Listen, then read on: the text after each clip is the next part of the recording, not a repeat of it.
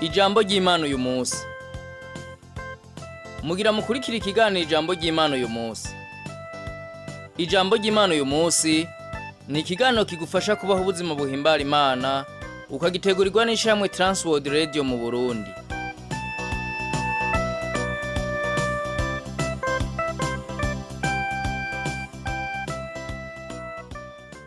Ndakora mu kijanye nshuti mugenzi, mu kwitwa kino kiganiro ijambo ry'Imana uyu munsi.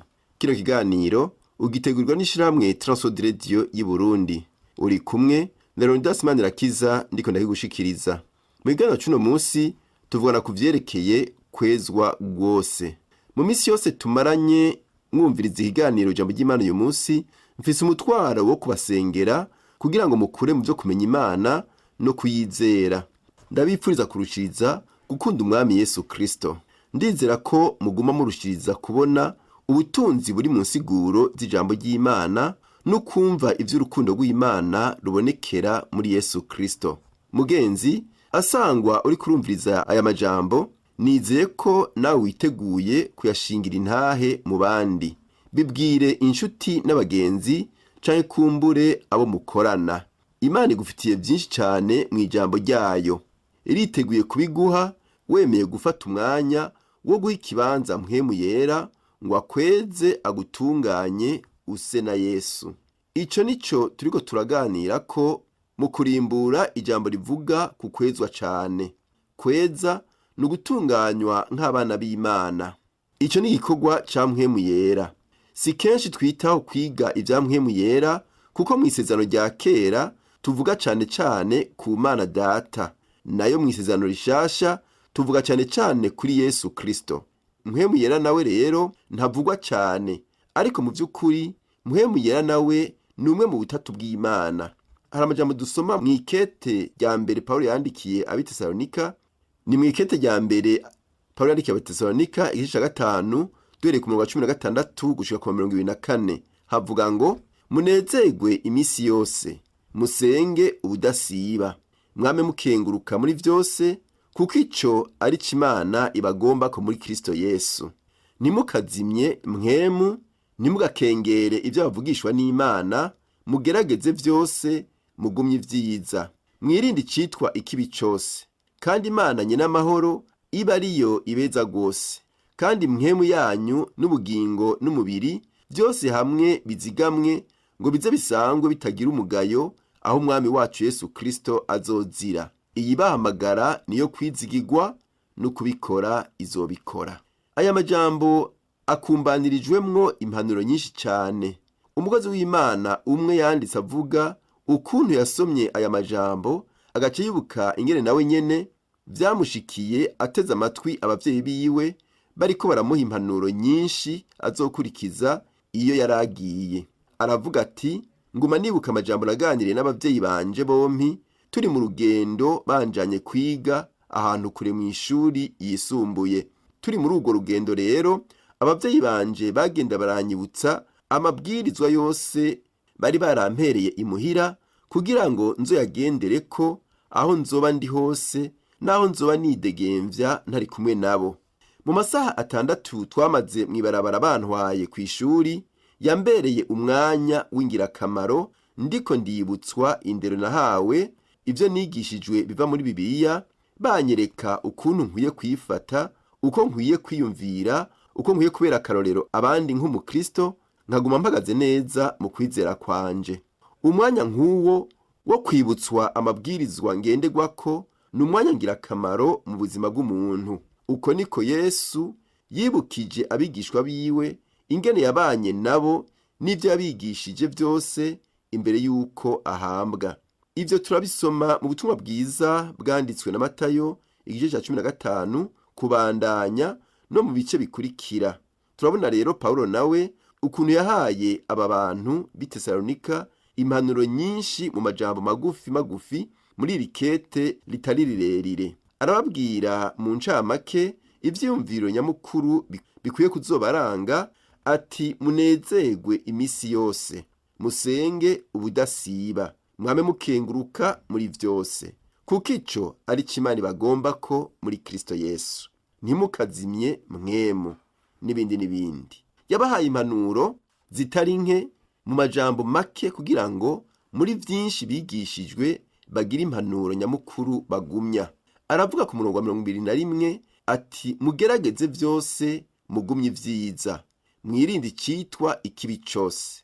Raba ingene Pawulo yegeranya amajambo ku murongo wa 23 havuga ngo kandi Imana nyene amahoro iba ariyo ibeza gose kandi mpwemu yanyu n'ubugingo n'umubiri byose hamwe bizigame ngo bize bisangwe bitagira umugayo aho umwami wacu Yesu Kristo azozira. Hano harimwo ijambo ryiza rihambaye ariryo nagomba ko tuganira ku uyu munsi. Ni iri jambo rivuga ukwezwa. Ico ni ikintu kivugwa ku bakristo gusa. Asanga wowe utararonka akaryo ko kuba umukristo, ndakugira inama ngo winjire mu vyanditswe by'ubutumwa bwiza bw'agakiza kabonegwa muri Kristo Yesu, umenye ivy'ubuzima bwiwe, wumve iki vyanditswe vyera bimuvuga ko vy'ukuri. Abanditsi nyamukuru b'ubutumwa bwiza nk'uko tubibona mu isezerano rishasha ni Matayo, Mariko, Luka hamwe na Yohana. Hari benshi muri iyi si batararonka akaryo ko kumva ubutumwa bwiza bw'ubuzima bwa Yesu. Ni inkuru z'ubuzima bwa Yesu, umwana w'Imana, ari we wa kabiri mu butatu bw'Imana.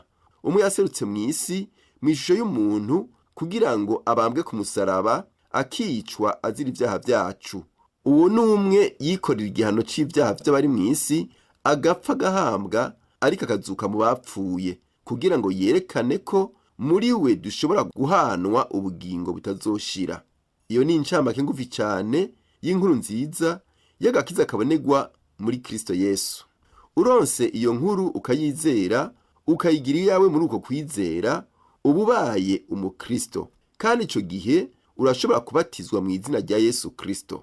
Uko ubandanya kubaho ukurikira Yesu Kristo, ukabandanya kumva inkuru nziza, mpwemu yera ashishikara kuguhamagarira kwihereza Yesu Kristo, ukabandanya kugira ubwo buzima bushasha nk'umukristo. Ico kintu citwa kwezwa gikoreka uko ushishikara kwizera no guhingurwa kubwo kwizera Yesu Kristo, kandi ugashishikara gukura mu byo kumumenya. Nico citwa ukwezwa. Ni ijambo ryitwa mu gifaransa sanctification, ryamuka muri ry'ikilatini sanctus. Ni ukuvuga ngo icejejwe. Ni igikuba c'Imana ishishikora kugutyorora, igukuramwo ingeso z'isi, ingeso z'abanyabyaha, igukuramwo ivyipfuzo vy'umubiri, ikakugira umuntu yejejwe. Ariko si ukuvuga ko utabugishobora gukora icaha. Pawulo aravuga ati kandi mpwemu yanyu n'ubugingo n'umubiri byose hamwe bizigamwe ngo bize bisangwe bitagira umugayo aho umwami wacu Yesu Kristo azozira. Dusabwa ko aho Yesu azozira azosange tutagira umugayo, ahubwo twiteguye kumusanganira. Yesu niyaza abamwizeye bose bazosa nawe bari mu bwiza bwiwe. Aho niho bazoba batagishobora gukora icaha. Ico ni ikintu gihambaye twiteze. Ubu naho igikorwa kiracabandanya, aho mpwemu yera abandanya kuduhingura tukarushirizaho gusa na Yesu. Aguma atugira neza tuva mu vyaha tuja mu bwiza bwa Yesu umukiza wacu. Hariho intambuko Pawulo avuga hano ku murongo wa 23, aravuga ati kandi Imana nyene amahoro iba ariyo ibeza gose. Iryo ni ijambo ugomba gushimikirako, ijambo ryo kwezwa gose. Iyo umuntu aravye intebe n'ububati byo mu nzu, yohava yumvira ko ari biti vyibereye ngaho, kuko kumbure bizwi ko ahanini bikozwe mu biti. Muri iki gihe usanga mu byo bakora hakunda kuba harimo uruvange rw'imbaho n'ibindi bintu bidakomeye cyane, ugaca usanga bidakomeye. Ivyo kubera ko biba bidakozwe mu giti gikwiye, ntibiba bifise inkomezi zikwiye. Ushobora gusanga bisharize cyane kandi binazimbutse, ariko ingorane nuko bitaba bikomeye bikwiye. Pawulo rero ico avuga ngaha nuko Imana ari ikomeza abakristo mu bushobozi bwa mpwemu yera. Hari abantu benshi usanga ari nk'abakristo bibisharizo gusa, bagomba kumenyekana nk'abakristo no kwitwa iryo zina, ariko badakomeye na gatoya mu bukristo bwabo. Ubihweje mu byo bakora n'inyifato yabo, usanga vyerekana yuko atari abakristo vy'ukuri. Singomba kuvuga ko hari abashobora kuba beranda 100%, ariko umwe wese arashobora kugira intambuko mu vy'ukwizera no kugendera ubukristo bwiwe. Biciye muri mpwemu yera turashobora kurushiriza kwezwa no gutungana, bikabonekera mu byo tuvuga, mu nyifato zacu no mu byo dukora. Birashoboka ko duhinduka, kandi ni ingingo dufata zerekeye yuko dukunda Yesu. Mpwemu yera rero afite igikorwa kinini cyo kuduhingura no kudukuza ngo turushirize kuba abakristo bashitse. Urazwi ikintu gikozwe mu giti cuzuye, naho gihanagura usanga gikomeye, ariko ari gikoresho gitatswe ibyo kugishariza gusa usanga kidakomeye bikwiye. Uko niko n'abakristo bahuye n'ibibazo n'amageragezwa no guhamwa biheza bikamenyekana yuko ari abakristo b'ukuri. Uciye mu bihe bigoye, hari aho kiba ari igipimo cyo kwerekana ko wowe uri umukristo abushitse. Icyo saba Imana nuko yokorera muri wewe ikagufasha kugira intambuko mu kwizera kwawe. Birakenewe ko Imana ikorera muri wewe, waba utari bwumve ubutumwa bwiza, waba umaze kubwumva incuro 1000. Ndagusengera ngo Imana ibandanye kugukuza mu bukristo bwawe.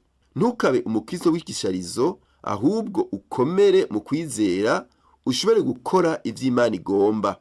Nkuko Paulo abivuga, Imana nyina amahoro aba ari ikweza gose kandi gukomeze gose. Mugenzi, reka tubandanye urugendo rw'ubukristo turi kumwe kandi turushirizeho gukura mu kwizera. Dukomere ntitunyiganyige, ntitube abakristo b'ibisharizo. Ivyo twobishobora turushirije kwihereza Yesu ngo adufashe gukura mu kwizera.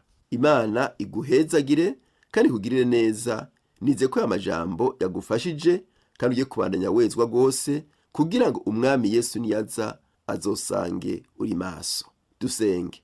Mana databura kandi ugororotse, turagushimiye kuri Imana idukunda kandi twitwararika. Niwe warungitse Kristo Yesu ngo adupfire ku musaraba, adukure kw'igihano c'urupfu. Turagushimiye ko agakiza twaronse ari agakiza kazotuma dushika mu bwami bwo mwijuru. Ubwo bwami bwo mwijuru ijambo ryawe ritubwira yuko nkuko we data uri wera, nawe tukwiye kuba abera nkuko nawe waduhamagaye uri yera.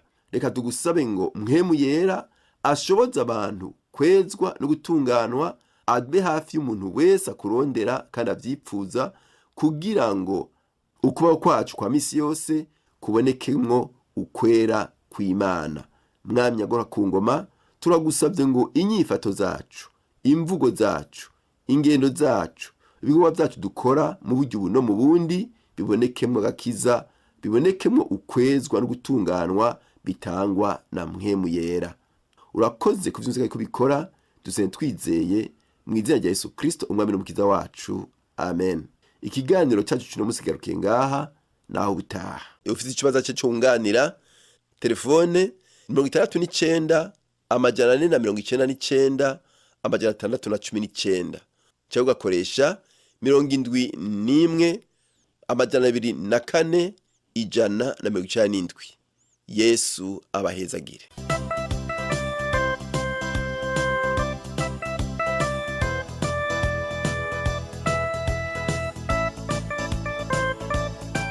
Uhejeje gukurikira ikiganiro ijambo ry'Imana uyu munsi.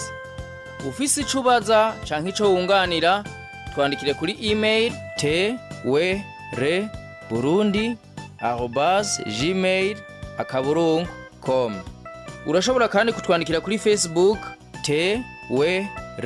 Burundi.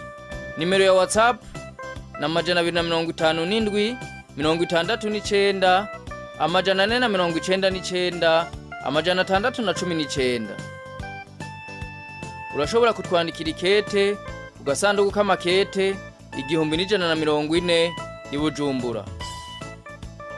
Telefone yo mu biro ni 22 24 26 57. Ushobora kandi kudusanga aho dukorera ni muri Rohero ya mbere kwibarabara ryitiriwe Ubufaransa inimero 1, iruhande y'ishengero rya Anglikani rizwi ku izina rya Cathedrale Sainte Trinité.